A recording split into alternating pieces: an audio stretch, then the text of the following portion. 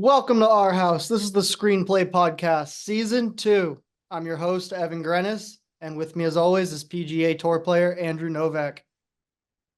We are back, man. I was so ready for this. I've been so excited the last few days getting prepped for this episode. I am so ready for football season, and I'm so ready to be back on the Screenplay Pod talking some football. Talking some football. Yeah, we did Season 1, did an NFL draft special, got thousands of hours of listened content. We're in 12 countries now, getting Season 2 going. Let's get this thing going strong. Let's grow it, get this thing going. Follow us on Instagram, TikTok, and YouTube at Screenplay_podcast. New episodes every Wednesday. Yeah, I mean, there's so much to talk about. We could do an 8-hour episode if we wanted to, and I feel like we have the content to fill it. But Yep. yeah, we'll stick to what we got. But gonna be getting into some good stuff, off-season topics, fantasy football, drafts upcoming. So much to get into. What's the biggest thing that happened this offseason in your mind? For me, there's various little things. You can talk about some of the minor rule changes they did and stuff, but I think the biggest thing for me was just the contract situations and everything that happens with that in the offseason. Especially what we saw with the quarterbacks and also a bunch of wide receivers getting new contracts. Some of these numbers that are that we're starting to see. I know that this offseason was the first time we heard talks of owners talking about having like a cap on what quarterbacks are paid, or even being considered outside of what the NFL cap is, because some of these quarterback contracts are just getting so crazy. Yeah, the quarterback market is insane. Speaking of quarterbacks, JJ McCarthy gonna be out for Yeah, he has a torn meniscus, and we can hear something about that. yeah, I had a torn meniscus in high school. And it's funny because when you listen to like them talk, they're like, yeah, he could be out a few weeks or a few months. Yeah, when they go in there to repair it, they either repair it or take part of it out. And when they take part of it out, the recovery time is much quicker, but the long-term impact is bad. So when they repair it, um, the long-term care of it is better, but the recovery time is longer. So I I would tend to think that they would repair it because they have Sam Darnold. No reason to rush a rookie back. I would tend to think they think I long don't term with know. I JJ. don't know if they have a choice. If it's like, oh, we can do this or that. I think Yeah. it's once they get in there, they do what they can do. Um, but yeah, I think with having Sam Darnold and having a solid team, if he misses the entire season, it's probably not the worst scenario for him. And coming Mhm. back from a meniscus surgery, you can come back, you can run. I mean, I played soccer after tearing a meniscus, like you can come back from it. So if he has to miss the entire year, I don't think it's the worst thing for the Vikings. Sweet. Yeah, the QB market is crazy. What Jordan Love's getting paid, what Tua is getting paid, what Yeah. Dak's about to get paid. What are your thoughts on these Yeah. things? I was looking at that. So I was going through looking at all these new contracts. So you got Yep. Tua, 4-year 53.1, Goff 4-year 53, T Law 5-year 55, Love 4-year 55. Like, these are not like, those are good quarterbacks, but those are not like the best of the best. Love had a great end of the year. Tua is, you know, a bit of a controversial piece. Some people think he's incredible. Some think he's a bit overrated, whatever. Goff had a great year, but he's been kind of a upper mid-tier quarterback for a while. And it's just, I feel like Dak falls about in that kind of category where I think he's going to be wanting 55 when that comes up. And the Cowboys have a serious decision to make. I think they Uh, would pay him 55. I think he wants something that starts with a 6. I mean, that's possible, but I'm looking at their cap number and I'm looking at this whole CeeDee Lamb situation, and I'm just trying to figure out how they're going to make that work. They're I, not. I just, The I just Cowboys, don't see the it. Cowboys are I don't know where to start. I don't know what they're doing. They're waiting forever to pay their best players. Yeah. I got into this last year with the QB salary, how Tom Brady won so many Super Bowls, how Hmm. Patrick Mahomes is doing it. Yep. To build a football team, it's a lot more of chess than it really is the actual X's and O's and what players you Mhm. have. Yep. Looking at these contracts, yeah, Brady and Mahomes, the two best to ever do it. Mahomes won the Super Bowl last year at 17%. The highest Brady ever won it at was 12% salary And when you're cap saying these percents, these are the total percentage of of the your cap salary. hit towards the cap. Correct. Yeah. So Yeah. I mean, this year cap rises. It's at Mhm. $255 million now. Yep. Um, just looking at some of these numbers, you can cancel some of these teams out of Super Bowl contention strictly just based on who their quarterback is and what his cap hit number is this year. Yep. You just Uh, don't have enough money to Pay the basically rest. build a team I mean, I around mean, them. I mean, Yeah. leading it is Deshaun Watson, who's getting $63 million this year, uh, for a cap hit, 25%. I don't care how good the Browns are. You can just cross that off right now. Um, I think the funniest one is Daniel Jones is taking up 18% of your cap on the year. That's tough. It's not good. What if I told you like, oh, this team just paid Gardner Minshew $50 million a year? I would feel better Man. about that than I would about Daniel Yeah. Jones. I was gonna say I might Like, take Gardner. Like, Gardner could win you some games. It's not out of the question. Yeah, no, yeah, it's rough. I think all right, let me give you two scenarios for the Cowboys. You sign Dak, you lose CD, and you go out and get whoever your first round wide receiver is next year, or you re-sign CD, let Dak walk, you sign a vet free agent, and then try and go get like I don't know Quinn Ewers if you're early enough in the draft next year or something. He's a Texas guy. They'd love to have him. I don't know if they'd be able to get him, but I mean, are you in like reset mode at the quarterback position there? Try and get on a rookie contract and I think that's what nobody knows about Dallas. Like the teams that are run well are run like a business. Jerry runs the Cowboys like an owner, like Mhm. a fanboy. Um, Yeah, but you would think the fanboy would be like, "Oh, I want to keep all my top players." I'm just, and but we don't know whether he wants to hold the team for another 10 years or another win a Super Bowl in the next 3 or 4. Does he want to stay relevant or does he want to you win a think Super? Jerry's got another 10 years on him? I don't know. Obviously, I think the smart thing to do is reset, get rid of Dak. Yeah, I don't know if he I will could do see that. it. I do think they need to get CD a new or an extension sooner rather than later. They are gonna, so Um, they have to sign CD before the year starts. If they don't, CD has all the leverage in the world right yeah, now. I mean, they have to we could sign be him. looking at a holdout for sure. Yeah. So I was Uh, looking at it. I was looking at some numbers. yep. So obviously there's some wide receiver deals done. So you've got Justin Jefferson getting 35 a year. And then behind that, you've got AJ Brown at 32, Amon-Ra getting 30.5. Realistically for CD, I mean, you got to be leaning probably pretty darn close to that 35 number uh, for him a year, I would assume.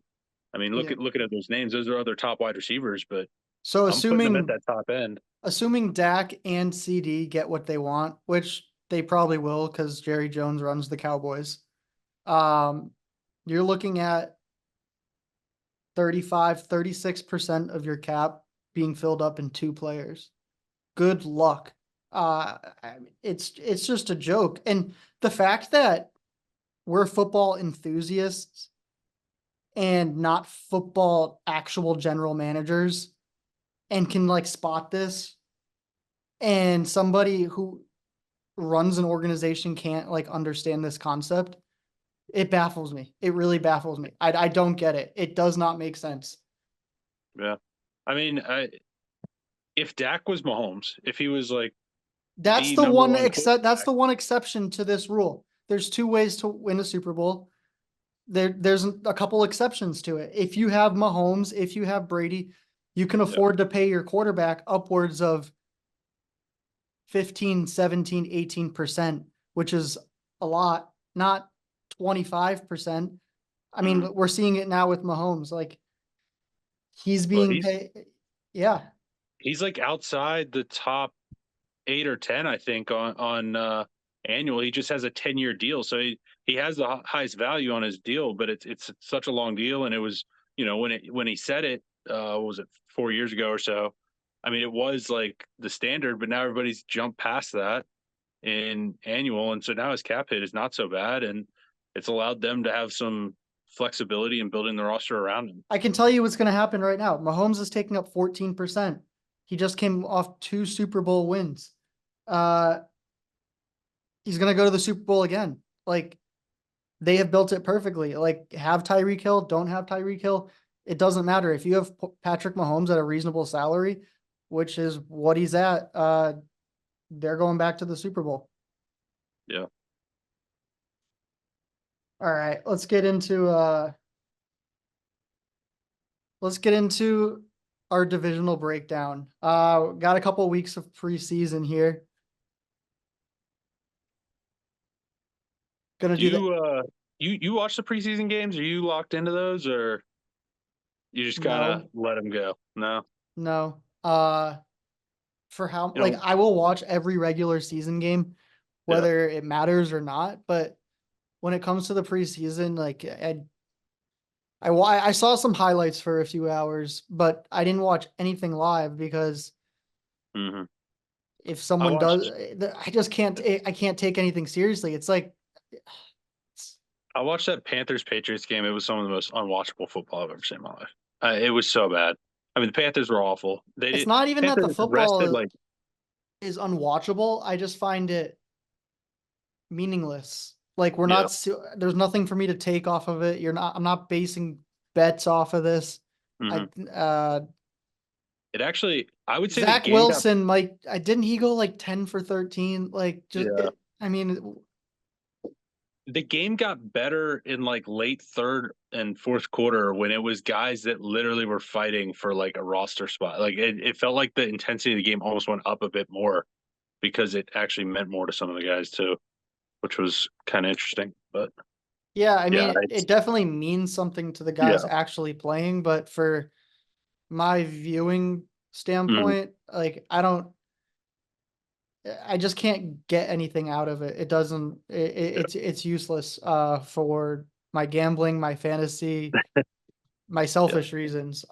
Week one cannot come fast enough. So No, yeah. we're Uh, agreeing there. I mean, whether a rookie quarterback goes 13 for 13 or Mhm. 2 for 14, like it moves no needle in my head Yeah. either way. So, um, yeah, it is what it is. I think eventually it'll be gone. All right. We got a couple. There- We got a couple QB contracts this offseason as well that we didn't mention. Tua got paid. What did you think of that? Would you have paid him? Uh, wow.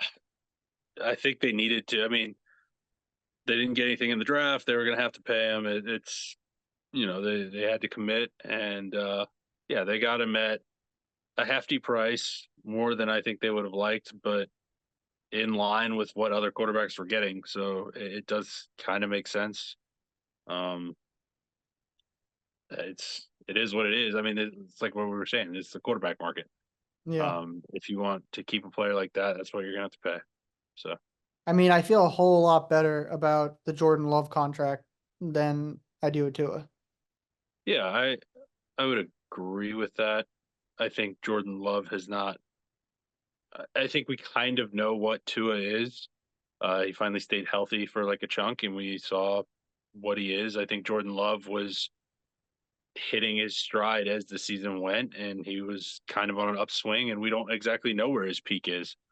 He showed a lot of great things. He had a super young wide receiver core, and they were improving as well. So, no, I think that Jordan Love deal makes a ton of sense. It is a lot, uh, but I think there's a higher upside there. And then one last contract I want to mention before we move on. The hottest one right now is Brandon Ayuk. Mhm. If you're in the San Francisco organization, what would you honestly want to do with Brandon Ayuk? I think obviously Not it's been what a are whole they going to do? yeah, What it's would you been want to do? It's been a headache, but I think you'd need him. I don't think they have the wide receiver core depth to replace him. Like, bottom line, they want to use Debo as a chess piece. They don't want Debo having to be forced to run all of the routes. They want to use him for misdirection. They want to use him as a decoy at times, and you need the wide receiver that can beat somebody down the field, that can win in the intermediate levels and is dynamic with the ball, and that's Ayuk, and he fills the role perfectly. And if he's gone, it's going to be a rookie who's, Pearsall, he's already dinged up. Or you have other guys now. I guess there are talks if he leaves, they would, maybe get a wide receiver back in return, but it's that's not just an easy piece to replace. Ayuk is a very, very good receiver, and um, I think they would struggle to find somebody to actually replace his skill set. Yeah, I don't. I completely disagree. I would let him go immediately. Is he a cool piece? Yeah, but when you look at the Super Bowl champions over the past 10 years, these diva wide receivers don't equate to anything. Like, whether Brandon Ayuk is on this team or not, watch the win total not change for San Francisco. Like, you'll see it reflected in that. Mahomes is winning Super Bowls when Tyreek leaves, too. After he leaves, he's winning with, who is it? Juju Smith-Schuster just got cut from the Patriots. He won a Super Bowl with him. Rashee Rice. It Brady. I mean, he had Gronk running around out there, but that was about it. I think these wide receivers wanting $30 million, like, I think fantasy football has helped them, absolutely, like, no doubt. They're the cool players, but they don't equate to Super Bowls whatsoever. I, as a Panthers fan, and I mean, you're a Patriots fan too, I can tell you how incredibly frustrating it is having a group of wide receivers that are just beyond useless. And I do think that wide receivers are a massive part of a game plan, and for your offense to basically be able to move the ball in defense. If you have guys that can go out and win one-on-ones, guys that can find spots in the zones, I think that's super invaluable. So I guess we're on opposite sides here, but I think San Francisco uh, management office would definitely love to keep him on the team for what he can do. All right. NFC breakdown. We're gonna do NFC this week, AFC next week. Let's start with the North. What do you think? I mean, this is probably the toughest division in football, maybe. Yeah, I'd put it up there against anybody. I think the AFC North is also going to be pretty nasty this year, but no, the NFC North I think has really good potential, and I think both Detroit and Green Bay are very reasonable, like, Super Bowl contenders. I think Chicago's kind of the sexy team right now with having Caleb, some of the moves they've made. No, I think it could be a very interesting game, and I think the games played in that division are going to be very fun to watch this year. A lot of good offenses, a lot of good young players as well. So it should make for some really good viewing. I think I have Green Bay slight edge. I know a lot of people are on Detroit, um, but I love what Green Bay's done. They have a pretty decent O line. I think their defense is super underrated. Decent O line. It's number one. You have them number one. Their O line is number one. Yeah. Of course, okay. You rate that, or PFF number one. PFF has them on? Okay. Yeah. So Uh, yeah. I mean, it's a decent O line, and I mean they lost Bakhtiari and stuff, but it's a decent O line. They'll be fine. They should be able to run the ball with Jacobs. I love their D oh, line. you're talking about Packers. I'm talking about Lions. No, I'm talking about Packers. Oh, got it. Yeah, I got No, Lions no, number one O line. yeah, I have Lions as an elite O line. Yes, There that we is correct. go. Yes, the Lions have an elite O line. I'll give you that. Packers have a decent O line, Okay, fair enough. but they have an underrated defense. They have a great defensive line.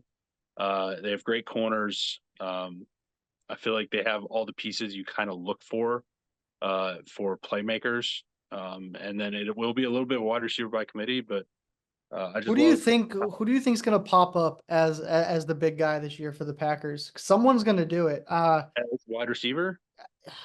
Yeah, Or at either tight end or wide receiver, because they got yeah, Christian I think Watson, who I can think Musgrave's a good boom. tight end. I don't think he'll be like the guy, feature guy in Yeah, the offense. I think he'll be a nice piece. Jaden Reed I showed think promising signs as a rookie last year, I in think his all the second wide year. receivers will get use. I think it will be very much like committee. I think you'll see a decent bit of Dontavian Wicks. I think he's a Okay. very good player. I think he can beat man coverage. I think they'll all have their uses. They all do things very well. It'll be very interesting to see if Christian Watson can actually stay healthy for a year. That would be really huge for them. That would open up a ton of things. Having a guy like that. Uh, but I think they'll rotate quite a bit. I think even Matt LaFleur has talked about it. Like he he's getting frustrated. People ask him who his number one was going to be because I think they all can do things very well. I think for a fantasy aspect, that might be a little bit annoying, but as far as pure football, that's a nice, I guess, problem to have for a team. Yeah. In fantasy this year, I'm looking a lot of offense out of the North. I mean, Mhm. Bears, so many Yeah, weapons, Lions, Packers, even the I think Vikings. I think Uh, Bears are kind of a similar situation where it's like Keenan Allen, DJ Moore, Rome Odunze, like it might be tough to know who's going to get the ball that week. I wanted They're to probably going talk. to do well, but it's going to be tough to I wanted to pick talk who's the guy. about that. Like DJ Moore, for example, had a great fantasy and football season last year with Justin Fields at Yeah, quarterback. So you yeah. bring in all these other weapons, and your first thought might be, oh, shoot, now he's got 6 targets. Like his target share is going to drop.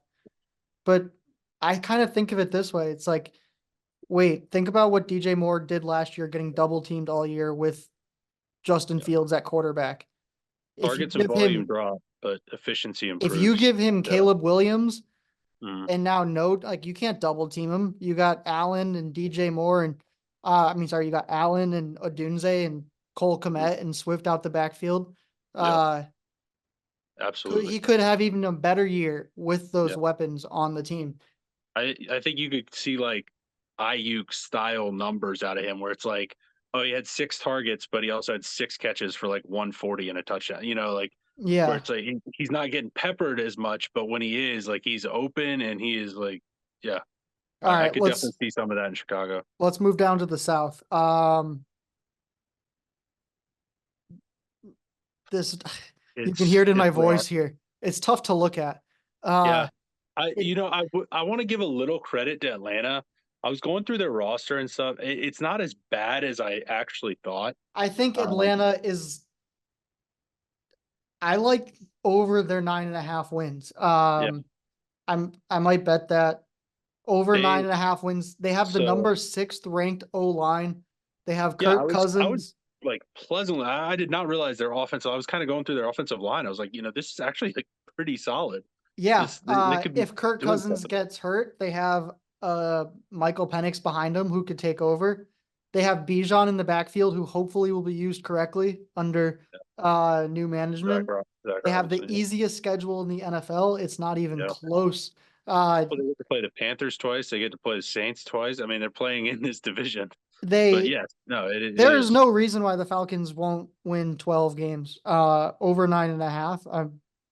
I gotta lock that in before it's too late. Yeah, I don't know about 12, but I definitely think that 9.5 is super, super reasonable for them.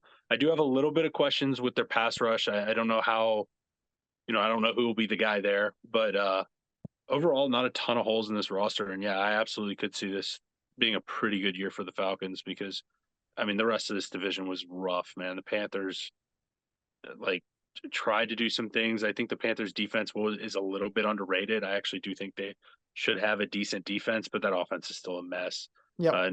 New Orleans losing Ramchek's going to really hurt. That offensive line's getting shuffled up a bunch. I heard they're looking at moving Fuaga, their rookie they drafted in the first round, as a guard. They're looking to move him to left tackle now. That could be an interesting project. The Bucks are very quiet. They're over Yeah, under 7.5.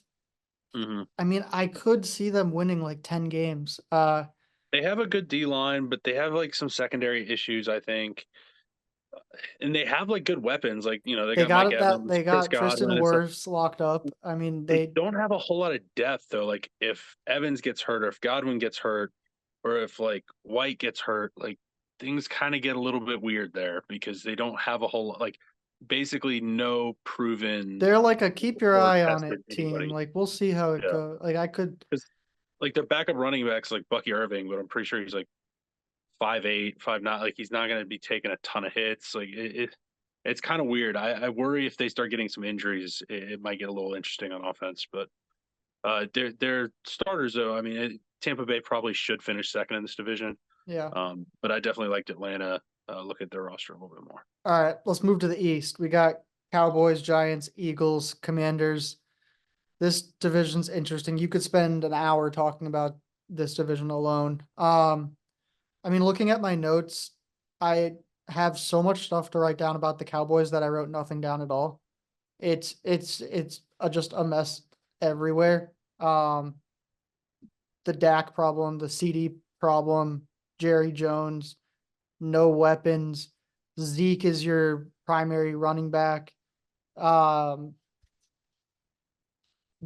their O line's okay. Top It's 10. for the Cowboys. I think this O line's a little weaker than what we've been used to seeing from them. Yeah, but It's not bad, but they've been top 5, top 10 for quite a while now it seems. But yeah, the Eagles are good everywhere. mhm. Um, I think the Eagles are handily going to win this division. Um, Yeah, and the Giants defense is not bad. Like no, you can't just roll up to the Giants and expect a yeah. 20-point victory. Like they Yeah. are gonna play. The Giants might have the worst offense in the NFL, though. I was like looking at they do You have a know, very good defense, very good D which line, but Giants fantasy D I've been thinking about for the past couple weeks is sneaky. Like they might literally on offense only be able to score like I don't know 10 points a game, 9 points a mhm, game. Like their yeah. defense might be keeping them in games all year. I mean, they're gonna have to. I mean, that offense, that O line, like they don't have a single proven playmaker on that team. Like the only proven playmakers on the Giants roster is like I guess Darius Slayton, who's like their wide receiver 5 right now And a for college kid who hasn't played a Allen snap yet and just got hurt. Allen Robinson is on that roster. If you didn't know, he's like their 6th wide receiver right now. But outside of that, it is rough, man. Yeah, that offense could be really really interesting. But yeah, I was looking at Philly, man. That roster is so good. Like they lost Jason Kelsey, they might be better on offense this year. And they Yep. go out and get Saquon. They reload. Like their offensive line should still be top 5, and then their defense could be stacked. Like Bryce Huff, like he might challenge the sack record this year. If they get up in games and other teams are just forced to throw all game to try and catch up, like I could see some crazy things happening like for that D line. Because they addressed DB, they should have some better corners. They got Cooper DeJean in the draft, It's Quinell weird. Mitchell. Like I almost feel like they want to fire Nick Sirianni so badly, and he might win a Super Bowl this year. yeah, they should be good. Man, He might be the first Super Bowl winning quarterback, or Super Bowl winning coach to get fired. Yeah, we won yeah, the Super Bowl despite our coach, not because of our coach. it's such a weird situation, but that roster is so stacked. What they've done to build that is super impressive.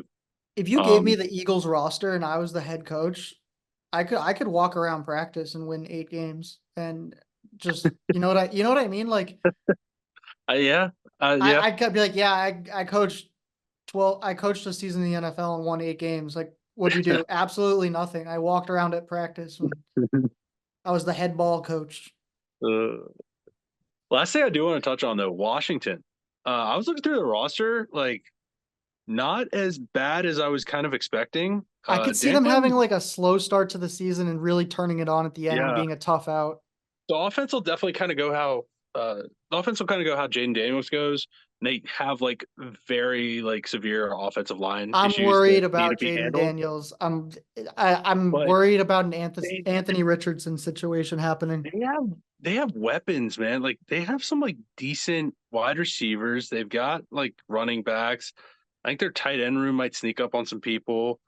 I love that rookie they got. And then I didn't realize they had Bobby Wagner and Frankie Louvu. Like that is a really solid linebacker core. I think Frankie Louvu, obviously I'm a biased Panthers fan, but he's probably one of the more underrated linebackers in the NFL. He's been unbelievable for the Panthers. Uh, Obviously losing all their defensive ends last year, so their pass rush might be a little bit of a question, but I think Dan Quinn has some pieces to work with on his defense there. So I don't think Washington is terribly far off. Maybe one more off season where they can reload that I want to offensive line watch a bit. them post Thanksgiving.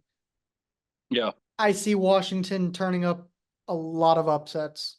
I could see something like that, and if they get some positive momentum rolling and can stack like get some offensive line help next offseason, they could be like a serious sleeper team next year, maybe.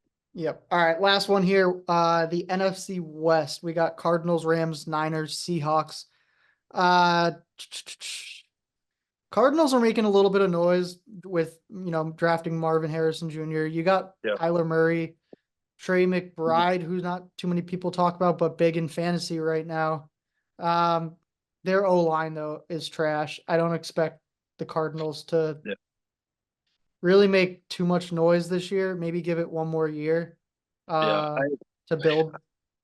This was a team I looked at on like their roster. And I just got the least like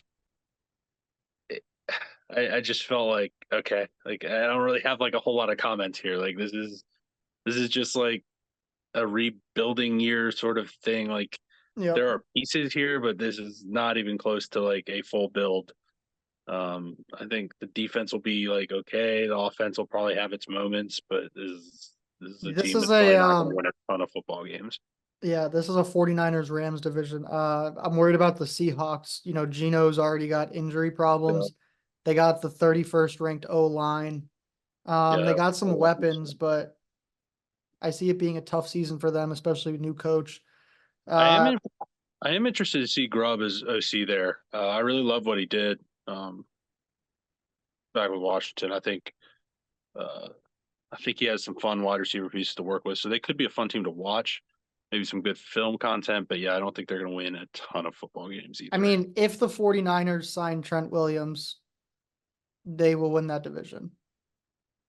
Yeah, that defense is so good. The offense, and especially if they lose Ayuk, I actually do have some concerns about the depth there and some of what they got going. Because I don't think like Purdy's a guy to just go out and win you a game. So if he starts losing weapons, like things kind of get weird for the offense. But that defense still should like All help right. roll everybody. If McCaffrey and Trent Williams stay healthy, they're winning the division. Yeah, probably. See, I mean, it's Yeah, it's just because like the Rams are close, but like they're just yeah yeah. I would agree with that because there's just not quite enough there. Like, and that San Fran defense is just so ridiculous. Like, it's just going through the roster is just like I don't know how teams like are supposed to like beat that consistently. no, yeah. Stack. All right, let's get into the good stuff. Fantasy football. Drafts coming up. I don't know if you play. Are you on ESPN Sleeper? What are you on both? I got leagues on both. I want to shout out Sleeper real quick. This is not sponsored or anything, but it just dropped today that they're going to be adding a feature where you can have a player set. So say like you got McCaffrey, but he's like questionable and you're not sure he's going to play. You can have somebody as like set as like if he doesn't play, fill in with this player. As someone that plays golf tournaments on Sundays in the fall, I appreciate that so much. I don't know how this wasn't a thing before, but I want to shout out Sleeper for that. Thank you, thank you, thank you. That's going to save me multiple times this fall. We can carry on now. Yeah, no, I did see that. I saw it in a group chat today, and I was like, I didn't really think anything of it, but now, like thinking about how many times throughout the year that somebody that happens to Yep. and loses a week, it happens a lot. I mean, if Um, I got to do it, I'll do it, but it is a little bit frowned upon at a PJ Tour event to pull your phone out on the sixth hole just to check the inactives list, you know? yeah. Um, I love Sleeper. The amount of mock drafts I've ran and I'm 24 days out is you can go on my iPhone and just scroll. Um, so many mock drafts. Last year in fantasy football, 2023, I just want to read you the top 12 picks of the draft. According to like average ADP, we got Jefferson, McCaffrey, Jamar Chase, Eckler, Kelsey, Tyreek, Saquon, Bijan, Diggs, Nick Chubb, Devontae Adams, CeeDee Lamb. Only 3 of those hit. 5 of those busted. If you had a top 5, 6 pick in last year's draft, like your first round pick did not go well. I don't see that happening this year's draft. I see a lot of talent up top in the first 6 picks, and I see a lot of them playing well. Yeah. What do you think? I mean, but injuries happen though. Like a lot of that was injury related. Jefferson got off to an insane start last year, and then he got hurt, and then Kirk got hurt. Like it wasn't necessarily his fault. It wasn't that he wasn't performing. It was just injuries. No, I'm just And seeing regression or not regression, but back to the norm. I yeah, I feel like yeah, last year was overly injury riddled. So yeah, the top 5, 6, 7 picks in the draft yeah, will hit more likely this year rather than yeah. Especially at quarterback. There were so many quarterback injuries last year. That was so fluky and weird. It did make kind of for a weird year. yeah. But So we are going to get into uh breakout players, top players for wide receivers, quarterbacks, running backs, tight ends, and we're also going to get into rookies. Next week we will do late round picks and stay away from picks. But let's get into fantasy football breakout or top wide receivers. Novak, what do you like here? Give me a couple. so I was looking through the list, and like the top 6 wide receivers are all like top 10 ADP right now. And honestly, all of them could hit. Like Amon-Ra going 8th overall right now in ADP. I could see him being like a top 2, top 3 player for sure. AJ Brown, like same thing, like Jamar Chase, like all of those guys can hit. So I dropped a little bit lower. Yep. I went down to Garrett Wilson. He's going as 8th wide receiver off. His ADP is 14 overall. Uh, I know Aaron Rodgers is coming off Achilles. I know he's, been dinged up, but there is like proven statistics of his number one wide receiver just getting fed the ball. Garrett Wilson is his number one wide receiver. I know it's Jets. I know it's all this, that, whatever. Garrett Wilson is a very good wide receiver that has put up very good numbers with very bad quarterbacks. If you give him Aaron Rodgers peppering him the ball, he's going to make plays. He's going to score touchdowns, and he's going to put up a lot of points. I think, especially with Puka being injured now, like I could see him slotting above that. I could see him slotting above all these guys. I think he has, less competition for targets, less competition for the ball than like an AJ Brown, than maybe even a Jamar Chase with T. Higgins there. He's got probably a better quarterback situation than a Justin Jefferson. Like these are guys, all of a sudden he starts passing up these guys. Like I could absolutely see that for Garrett Wilson there. Okay. Um, I'm gonna go with ADP average draft position 59. Keenan Allen moving from the Chargers to the Bears. 59 seems incredibly low to me. He's projected to have the same amount of target share as DJ Moore at 22%. As the slot guy on that team, I mean, there's going to be weeks where Keenan Allen probably still gets 7, 8, 9, 10 targets from a good quarterback. I like Keenan Allen. Older guy, still down that list. Who else do you have? I'm gonna dip down into the wide receiver 2 range again, or this time I guess Garrett Wilson's wide receiver 1, but Drake London right on the border there. Uh, he's been hyped up a ton, and his ADP definitely shows it. Um, but he is the clear number 1 there for the Falcons. He's got a quarterback, Kirk Cousins, who loves spamming his wide receiver 1. He's got an offensive coordinator or Zach Robinson, who comes from the Rams, and all they've done is spam Puka and before that, Cooper Cup, like when he was healthy. I think this is a situation where you could see Drake London getting a ton of balls thrown his way. He's a big guy. He's going to absolutely be a weapon in the red zone. So you can see a ton of touchdowns. I see the upside there, and I'm definitely on that hype train. All right. I'm gonna go with Michael Pittman. Not a sexy name, but he's always there, consistent. Mm-hmm. Yeah. Plays every game. Last 3 seasons averaged 14.4 points per game in PPR. That's just a solid, consistent receiver. You know you can count on. You got Shane Steichen. You got a healthy Anthony Richardson. A decent O line, I believe. Yeah, Indy should be improved. Yeah, they were much better last year. Michael Pittman, I'm not saying he's gonna be top 3 wide receiver, but I think you can lock him in as a guaranteed top 15 wide receiver fantasy on the year. Cool. I would also like to highlight whatever this Ayuk situation ends up being. I think you're going to get either a slight bump for Pickens or Debo. Like if he stays in San Fran, like I think Pickens is incredible value as the wide receiver one for sure there. And if he leaves, I think Debo is going to be insane value out of San Fran. So definitely keep an eye on that situation. Okay, I'll throw one more in there. I love Jaden Reed with the Mhm. Packers.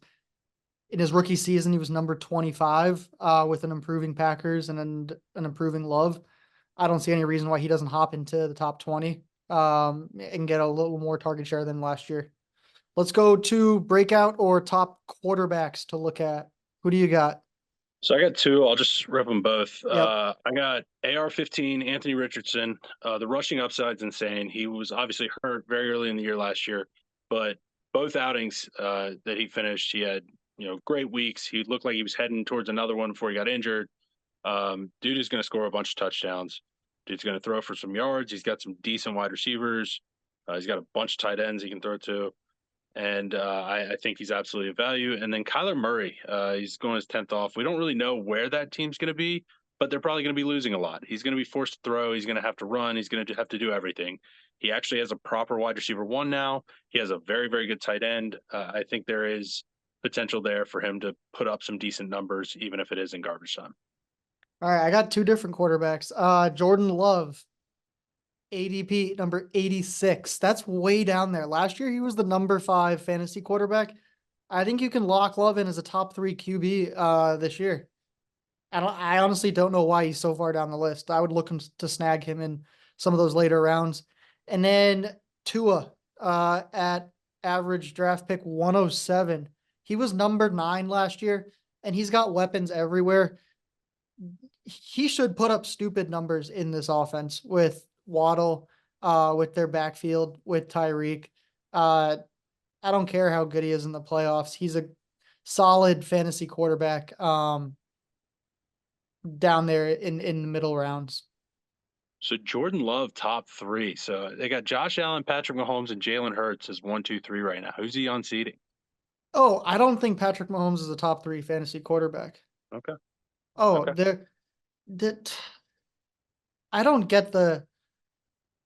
I think Kelsey and Mahomes have moved into the era of I don't really care about the regular season, Okay. which is what fantasy is. Yeah. That's fair enough. Yeah. It just if they have 12 fantasy points and win 12 games, it doesn't matter to like it. Mhm. It's all about playoff wins for them once our fantasy is over. I wouldn't even be surprised if like a Travis Kelsey like missed like 6 regular season games this year.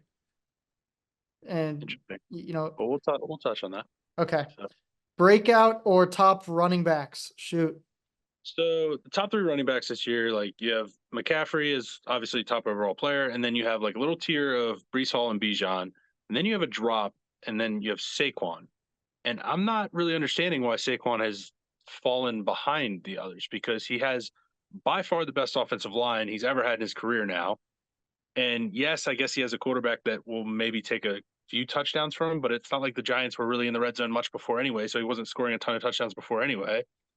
And he has a much better pass catching role, I think, with the Eagles than people realize. The Eagles actually did throw the ball to the running backs a decent bit last year. It was just spread out between a bunch of different running backs. Gainwell getting some, Swift getting some. Like it was spread out, but he's going to be the guy now.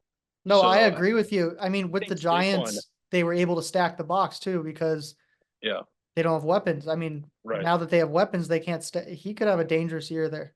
I think Saquon's getting slept on a little bit there. Obviously, he's still a first round player, but I think there is very good value there. And if you have Saquon, you got to be happy about that position. Uh, I went a little bit further down on my draft board. The type of running backs I love are running backs that play, running backs that don't get injured. That's Isaiah Pacheco. He plays every game. He Yeah, plays every game. He yeah, doesn't, he might not put up 35 points, but the dude plays every single game and he's going to give you points. So I yeah. love that. Projected late second round, early Mhm. third round type guy. Yeah. I love Cook, number 12 wide running back for Buffalo last year. I think what we saw in the offense towards the end of the year, they're going to continue that. He's going to maybe pop into the top 10 running back position. And then I don't get why Alvin Kamara is so far down the list.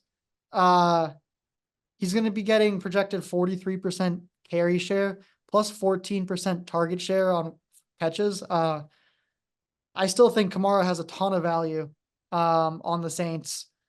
Going to be getting a lot of targets out of the backfield. I don't see why I mean, he's probably what, like a fourth round pick, but I would probably try to snag him as early as you can. I mean, Yeah. I just don't get why he's so far down there. He's still the number one guy in New Orleans. He's the number one back. A little far down there for me.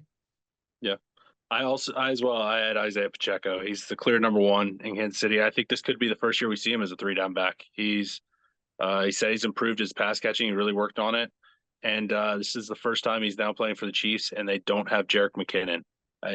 If we actually see Isaiah Pacheco in on third downs, uh, I just don't see any way he doesn't end up as a clear wide receiver one. Because that in an Andy Reid offense, I mean, he's going to get some catches. He's going to score some touchdowns. He's going to absolutely be a serious piece.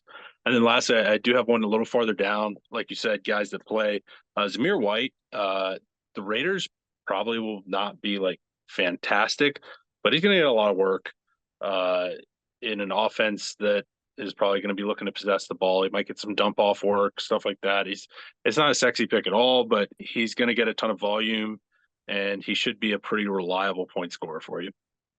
All right, let's move into tight ends. I'll start off. I got a couple here. Dalton Go for it. Kincaid up in Buffalo.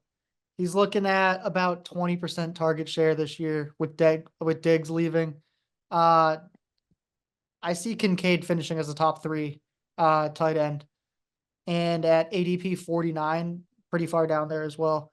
Um, the other two I want to throw in there, Ferguson on Dallas, a good mid-round tight end, and then Cole Kmet at 126. He's still going to be getting 14% target share in Chicago. With those other weapons, it's going to be hard to cover him and a good quarterback. I like Cole Kmet having a solid year.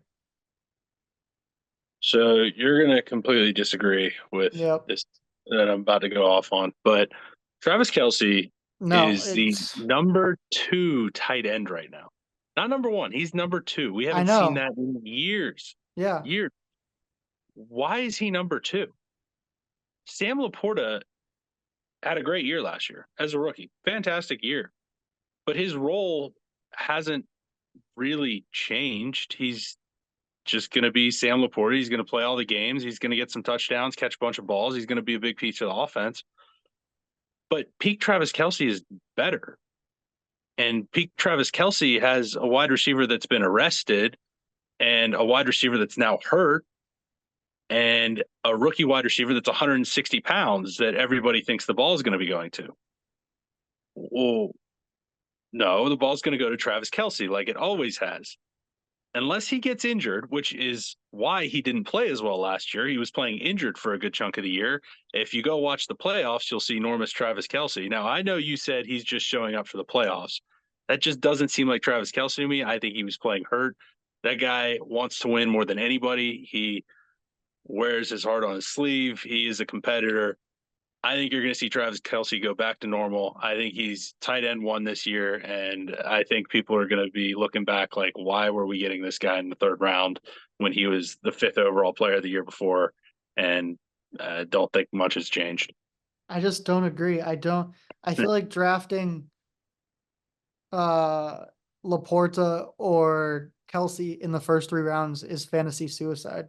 Like it you can score a good tight end uh who might be the overall number one tight end in a mid round, like a Dalton Kincaid, or I could even like a Brock Bowers could pop up there and be a top tight I end. do think Brock will be a Like decent like player. an Brock Evan Bowers is not going to be tight end number one for the whole an year. It's an just not going to. Like I will give you Evan Ingram though. Evan Ingram was the other name I had.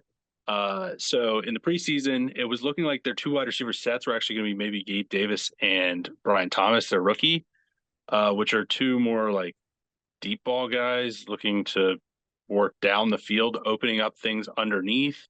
That's where Evan Ingram will thrive. Christian Kirk was coming more in like slot and three wide receiver sets. I think Ingram's going to get a ton of work in the middle of the field, especially in a PPR league.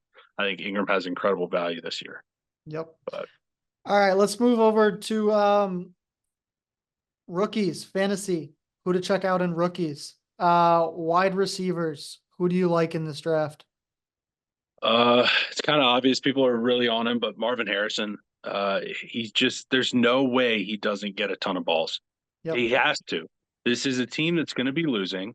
This is a team that outside of him has a good tight end and I guess running backs that can catch the football. But if they throw 35 times in a game, if they're losing, like there's no way he's not getting 10 targets. I just don't see any way balls are going elsewhere enough for him not to be getting close to 10 targets. He's too good of a player not to do anything with that. So I think there's absolutely good value there. You got to be excited about him. And I did kind of rag on him earlier, but Xavier Worthy, with this Hollywood Brown injury, things do get a little bit interesting for him. I think it doesn't look like Hollywood will be out super long, but I do think that there is potential window there for him to maybe do some things. Maybe if he comes out week 1 or 2, hits a bomb. If you do get him early, you could flip him in a trade or something like that. Try and sell high, but definitely something to be excited about there.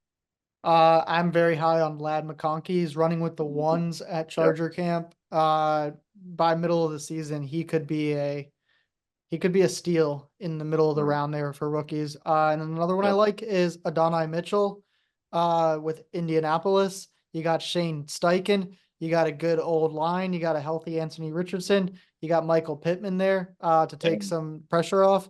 You got Jonathan Taylor in the back. I Josh like him. Downs just got dinged up too, I think, at practice the other day. So Yeah, could be more reps with for a good him. offensive coach, I see him succeeding pretty quickly there.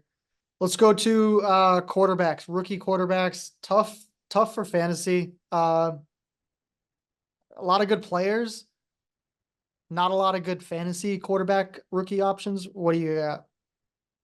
My main circle, I'm going Jaden Daniels. Yep. I think he's so good. His rushing upside is insane. I think kind of similar to what I talked about with Kyler. I think they will be losing in a lot of games. He'll be forced to run. He'll be, forced to throw the ball around. He has some good playmakers. Terry McLaurin. I think Jahan Dotson is still a good player. I think he just wasn't utilized super well last year.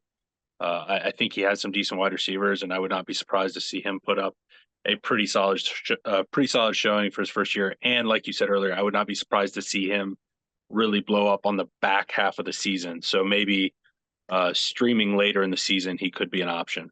The fact that the Commanders have such a bad O line, he's either going to get a bunch of rush yards or get hurt really early. Hopefully he doesn't get hurt, but yeah, as a fantasy quarterback and a rookie, I think Jane Daniels is the pick there. Let's go to running backs, which you should take a look at out of rookie running backs. The rookie running I backs, got one team in particular. yeah, it was a little slim, like not a lot. So I'm gonna go homer pick. Jonathan Brooks, he's gonna start hurt. He's not gonna be ready yet, but as the year moves on, I think he'll get opened up more and more. So he'll probably get taken in drafts, but if he's not, if he's on waivers, maybe be an option a little bit later. The Panthers did upgrade their offensive line. I think there is some serious pass catching ability there. So some dump offs late in the game or something. I could see him carving out a role kind of starting mid-season and ending up being a solid back down the back half of the stretch. All right, I got two rookie running backs, both on the same team. We're going with the Rams. They get Blake Corum Yeah. and later round pick Vidal. He is Vidal? He's yeah, for the Chargers. Chargers got him. Chargers. Yeah. Oh man, I wrote Rams. Uh, no, he's like I'm third string for sorry. the Chargers and Different behind team. Third string for the Chargers. Yeah. yeah. He is someone that so the Chargers and the Rams, Yeah. both running teams. We'll go Blake Corum first. Blake Yeah. Corum with the Rams, out of Michigan, goes to Sean McVay. Kyron Williams, if he gets hurt, Blake Corum becomes RB1. So He seems to have had a chronic foot issue thing going too, so yeah. very possible, yeah. And then same thing with the Chargers as the third string running back, not going to get a lot of touches early, but get middle late of the season. I mean, he could be coming into an RB1 for a week or RB2 role. Yeah, I like that. I mean, Dobbins coming off injury there, especially too. Like things could open up for him for sure. The Chargers have running backs, but all of their Mhm. running backs are known to get hurt. So that's why I like him as the third string running back. Could get moved up to one or two very quickly. Lastly, let's get into rookie tight ends.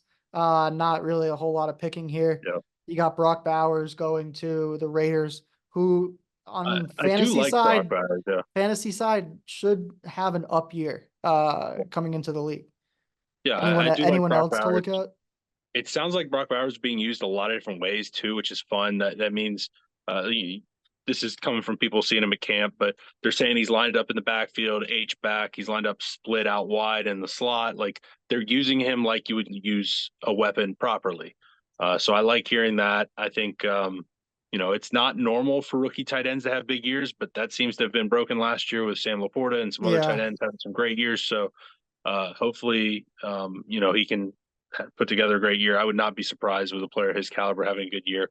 Obviously, he's not super like draftable, but I do want to put a little note on Ben Sinnott out of Kansas State. Washington took him. I think there's definitely a path in that room for him to pretty much be the receiving guy for Washington. I like him as a player. I think he can do a lot of things.